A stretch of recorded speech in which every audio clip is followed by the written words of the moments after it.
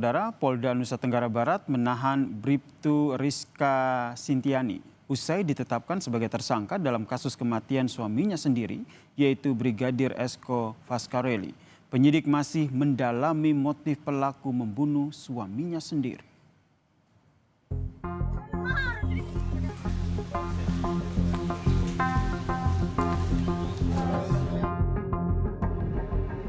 Kasus tewasnya Brigadir Esko Faskareli, anggota Polsek Sekotong, Lombok Barat, menguak fakta mencengangkan publik usai polisi menetapkan istri korban, Bribtu Rizka Sintiani, sebagai tersangka.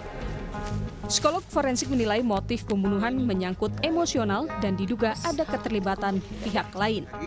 Dalam situasi semacam ini, ketika pelaku adalah perempuan dan korban adalah laki-laki, apalagi mereka memiliki ikatan suami istri, maka patut kiranya kita berspekulasi lebih kedepankan kemungkinan adanya motif emosional. Mereka tidak cukup punya kesanggupan melakukan konfrontasi yang frontal terhadap laki-laki, maka dibutuhkan keterlibatan pihak lain untuk menyelesaikan aksi kejahatan yang dia lakukan.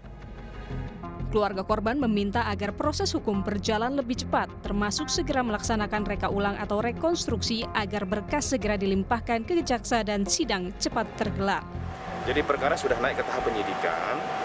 Terus ada beberapa hal, keterangan saksi dan lain sebagainya sudah diperiksa juga, dan ada keterangan saksi yang dibutuhkan, jadi kami akan lengkapi. Dan intinya itu rahasia penyidikan dan dalam waktu dekat mungkin akan diungkap. Sebelumnya Brigadir Esko Faskareli dilaporkan hilang kontak pada 13 Agustus 2025. Keluarga lantas mencari ke beberapa tempat. Brigadir Esko akhirnya ditemukan dalam kondisi tak bernyawa di perkebunan warga yang berjarak 50 meter dari rumahnya di Dusun Iyor Lembang, Lembar, Lombok Barat, Minggu 24 Agustus. Jasad korban langsung dibawa ke Rumah Sakit Bayangkara. Hasil otopsi mengungkap ada tanda kekerasan akibat benda tumpul di leher korban. Istri korban, Rizka, berprofesi sebagai anggota kepolisian yang bertugas di Humas Polres Lombok Barat, sementara sang suami adalah anggota Intel di Polsek Sekotong. Tim Liputan, Kompas TV. Kita bahas lebih dalam soal kasus tewasnya Brigadir Esko bersama dengan mantan Kapolda Jawa Barat Irjen Purnawirawan Anton Carlyan. Selamat petang, Pak Anton. Selamat petang. Pak Anton, menurut Anda ini sudah ditetapkan istrinya yang juga merupakan anggota Polri juga menjadi tersangka. Tapi mengapa polisi hingga saat ini belum mengungkap apa sebenarnya motif dari kasus ini? Ya, justru seharusnya di dalam hal ini Polri bisa lebih transparan. Karena ya kalau untuk motif dalam keluarga kan, kalau tidak ada keterangan yang jelas ini sangat sulit, dan setiap pembunuhan itu kan ya harus ada motifnya. Ya, kemungkinan kalau menurut kita kalau motif dalam keluarga itu ya sebagaimana yang pernah terjadi, bisa motif masalah kurang transparansinya keuangan, kemudian juga bisa juga masalah will dan fear. Nah, karena masalah-masalahnya itu pasti sangat-sangat urgen sehingga sampai mengakibatkan terbunuh. Kemudian juga di dalam hal ini kan wanita. Kalau wanita, saya sepakat ini kemungkinan besar ada kerjasama dengan pihak lain. Karena tidak mungkin ya dieksekusi sendiri, kecuali mungkin ya ditembak ya gitu. Kalau ditembak ya sudah selesai. Dan ini pun juga yang agak heran ini, kalau tidak salah jarak waktu antara hilang dengan ditemukannya itu agak lama ya. Betul, agak lama. Tanggal 13 baru ditemukan tanggal 24. Ini hampir 11 hari. Nah, kemana yang 11 hari ini? Ini perlu penelitian yang lebih dalam. Apalagi sekarang dari pihak Bribtu Rizka itu sendiri yang mengatakan keberatan akan dijadikannya sebagai tersangka. Memang jadi menurut Anda, Pak Anton, ada keterlibatan dari pihak lain, tidak ada tersangka tunggal yang sudah ditetapkan oleh polisi, yaitu istrinya sendiri. Karena kalau kita lihat korban ini sendiri kan sebenarnya adalah seorang polisi yang bertugas sebagai intel begitu, yang kita tahu bahwa memiliki keterampilan sedemikian rupa sehingga akhirnya bisa dikatakan apakah mungkin ini pelaku bertindak dengan bantuan orang lain seperti yang Anda sampaikan tadi? Ya, itu seandainya tersangkanya itu adalah istrinya, gitu kan. Tapi kan ini juga belum jelas apakah betul tersangkanya ini istrinya atau tidak.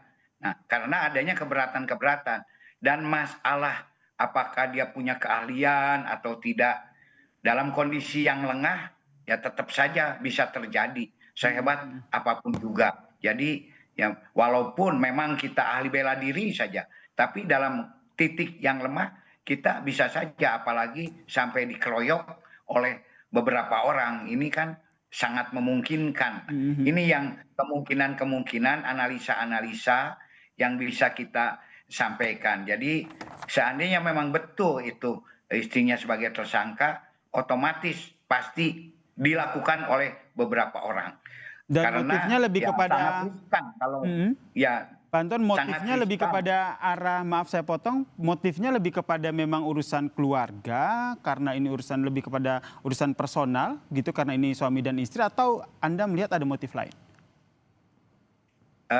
Kita belum bisa memastikan secara tajam ya, karena kita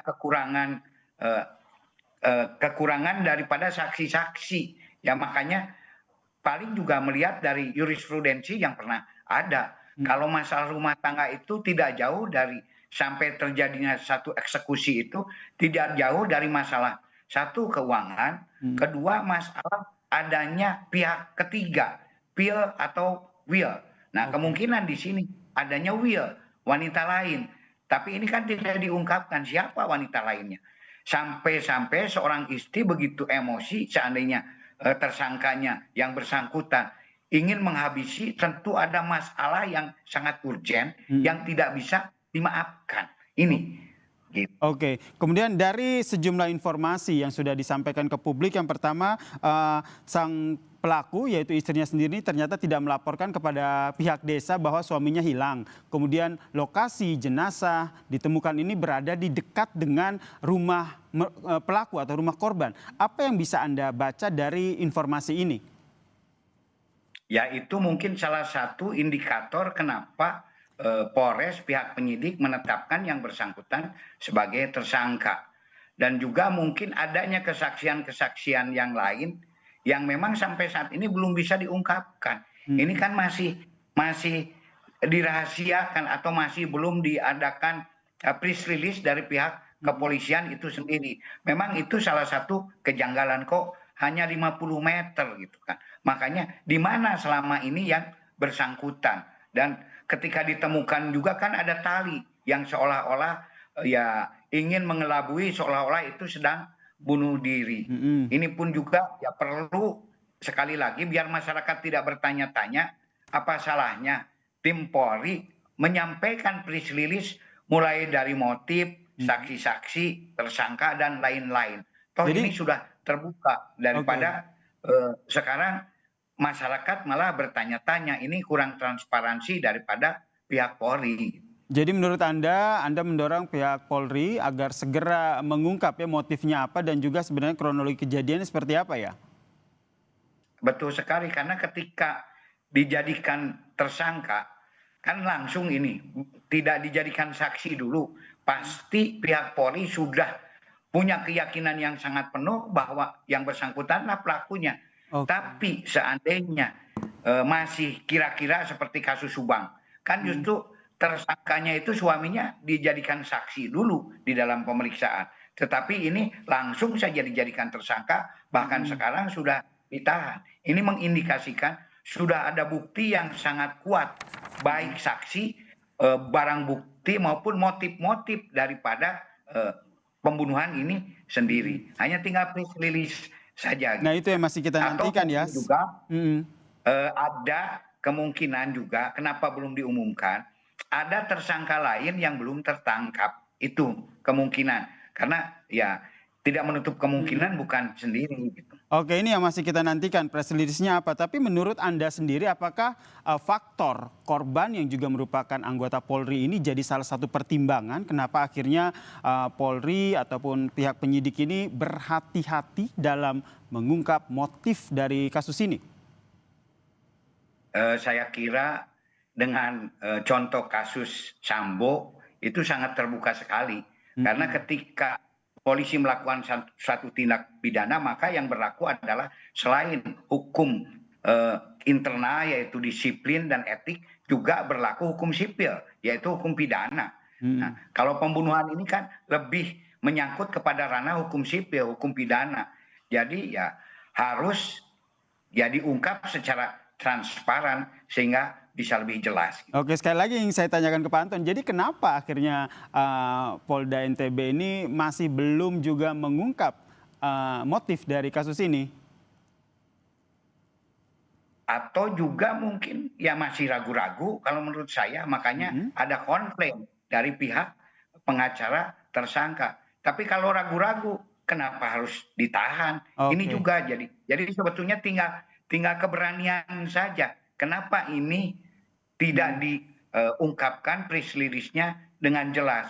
Sehingga bahkan ini kan sekarang sudah termasuk kasus yang ranah perhatian publik gitu kan. Betul. Justru terhadap kasus-kasus yang perhatian publik itu Polri harus responsif memberikan informasi kepada masyarakat sehingga tidak membingungkan masyarakat. Baik, kita nantikan bersama ya seperti apa Polda NTB menguak motif dari kasus pembunuhan ini. Terima kasih Pak Anton Carlian atas perspektifnya di Kompas Petang. Salam sehat.